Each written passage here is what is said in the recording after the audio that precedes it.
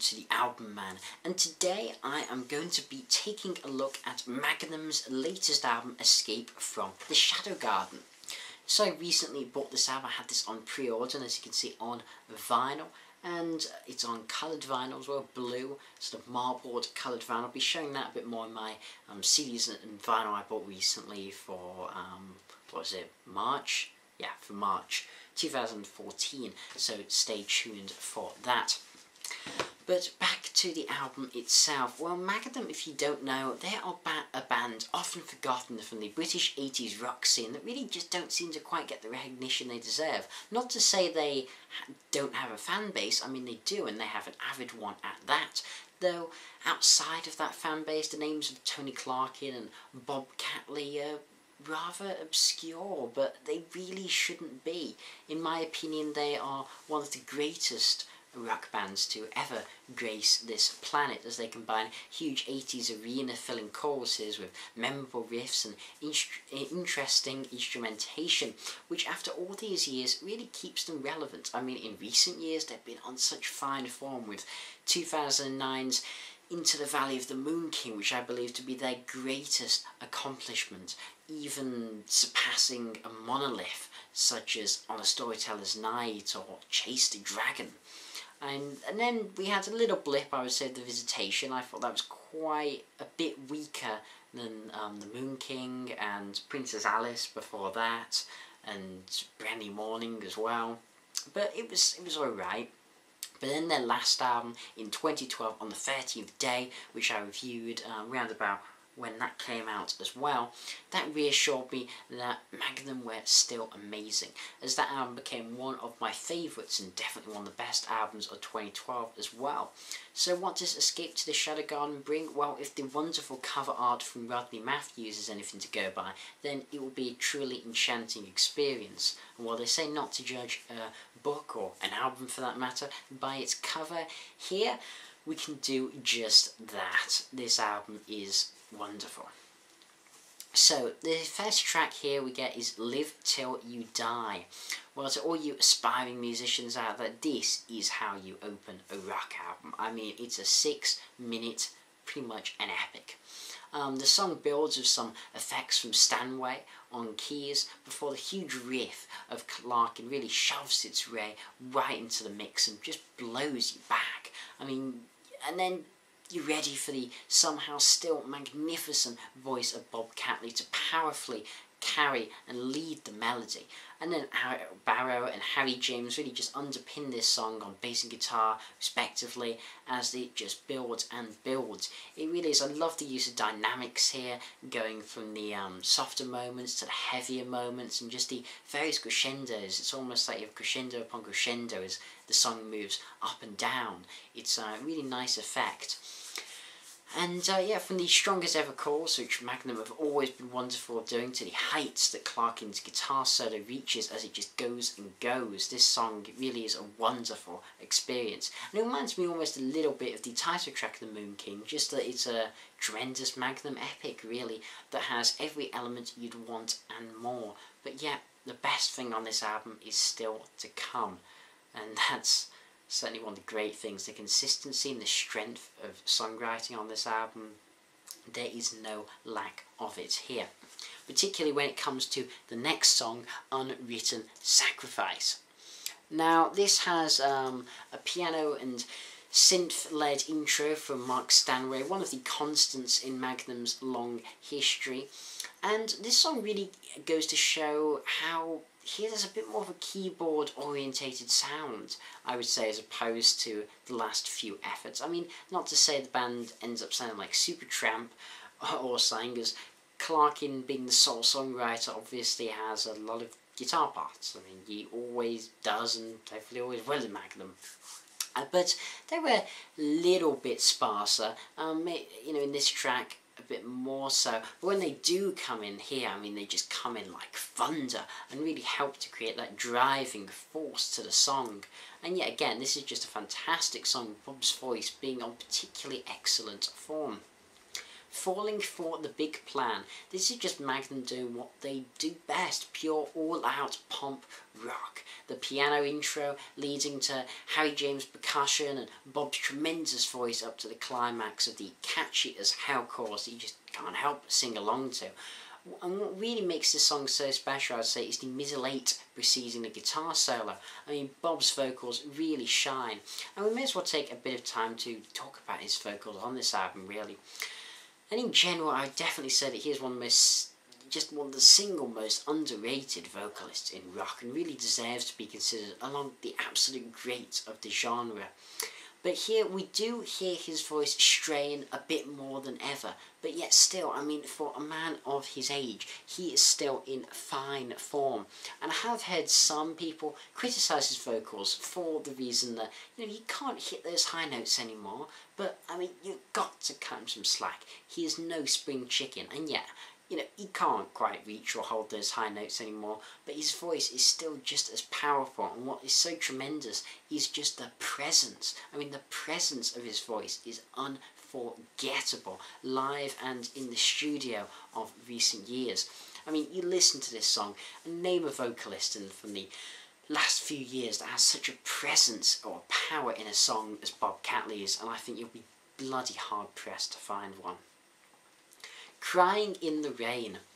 Now, this is sort of the first real power ballad on the album, though I suppose you could say Unwritten Sacrifice was a power ballad, but yeah, I suppose.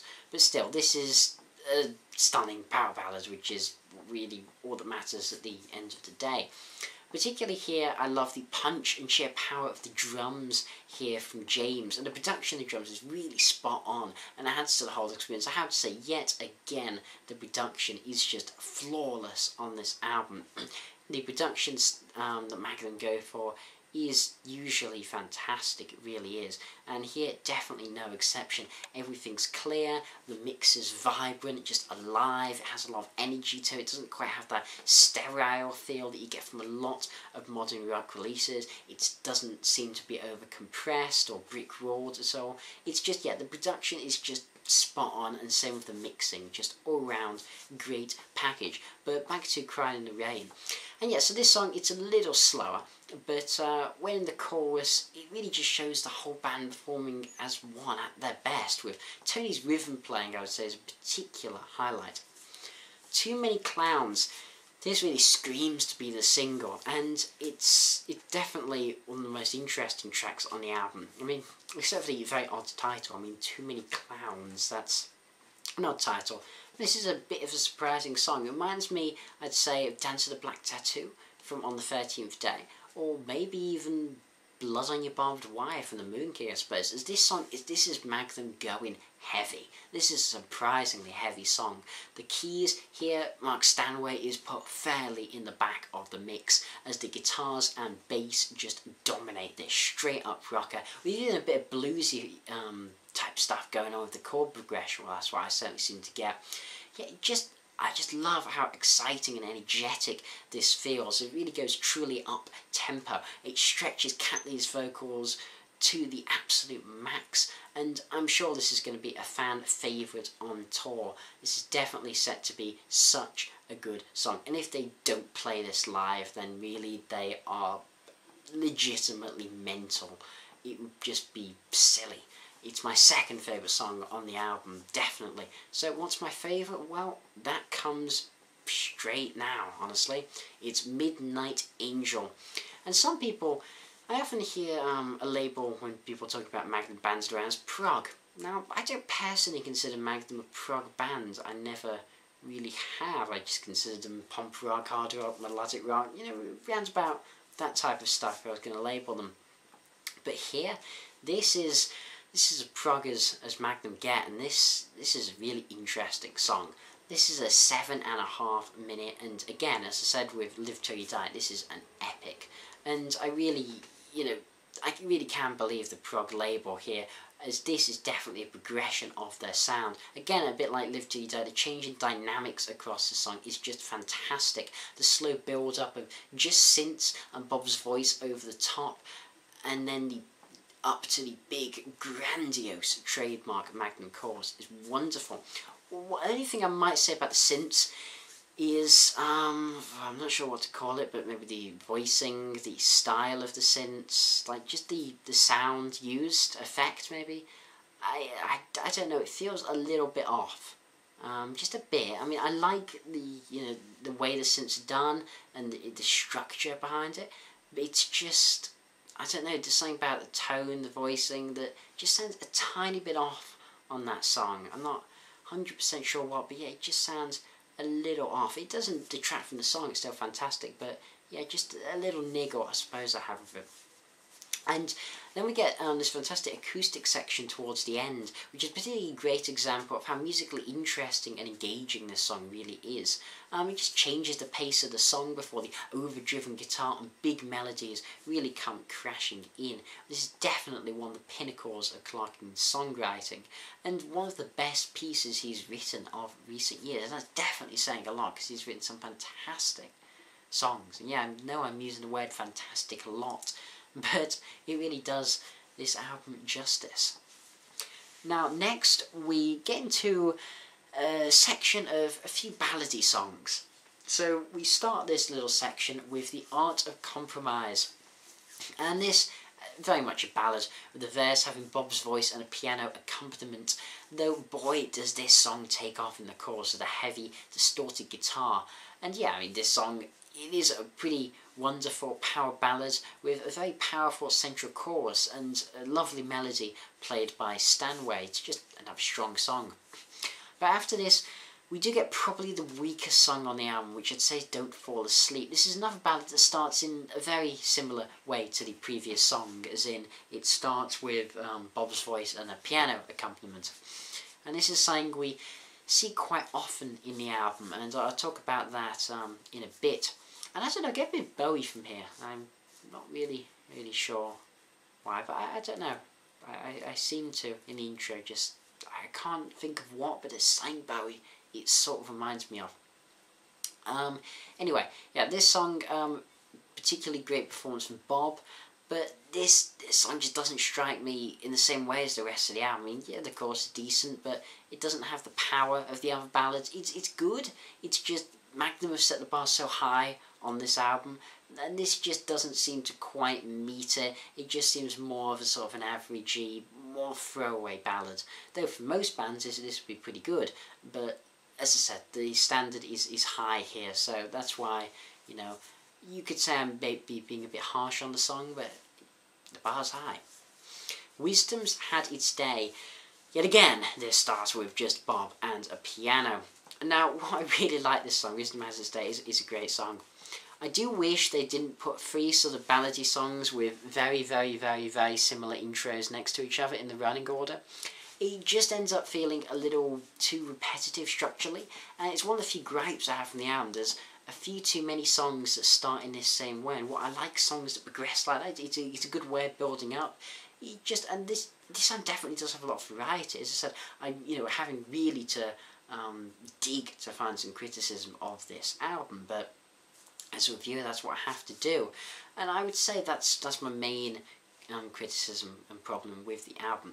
Still, this song, Wisdom's Had Its Day, very impressive, some wonderful work again from Stanway. As I said, this album really goes for more of a keyboard orientated sound, that bit further higher in the mix, and it works very well. Penultimately, we have Burning River, and this is just an all-out rocker to nod our heads to and sing along in pure pomp rock style, oozing charm and character. Another classic style Magnum song that's a joy to listen to, and just demonstrates why they're one of my favourite rock bands. It's fairly straightforward, straight up, but it's just so much fun. You just can't help but enjoy it.